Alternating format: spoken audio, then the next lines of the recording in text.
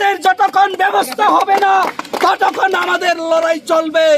কাজেই আমাদের জয় একদিন নিশ্চিত, কেউ আটকাতে পারবে না।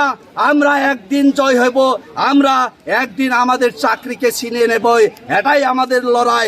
এই লড়াই যতক্ষণ সাকসেস হবে না ততক্ষণ আপনাদের কতজন শিক্ষক আহত হয়েছে পুলিশের? এখন অবধি তো আমি নিজেও আহত, কতজন আহত হয়েছে সেটা বলতে পারবো না, কিন্তু বহুজন আহত হয়েছে। এই আমাদের শিক্ষামন্ত্রীর মতো কতজন চাকরি হবে জানি না, প্রচুর। এটাও আমাদের কতজন আহত হয়েছে আমরা জানি না, প্রচুর।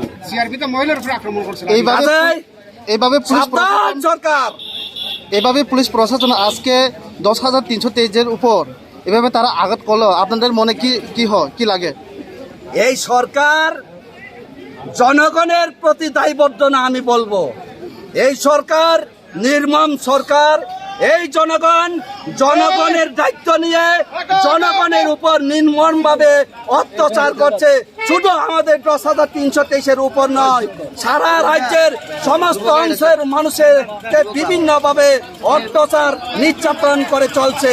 কাজে আমরা বলবো এই সরকারকে আমরা সবাই মিলে আমরা প্রতিরোধ করে তুলতে হবে। আমরা আমাদের আদায়ের জন্য লড়াইকে আরো তেজি করে নিয়ে যেতে হবে।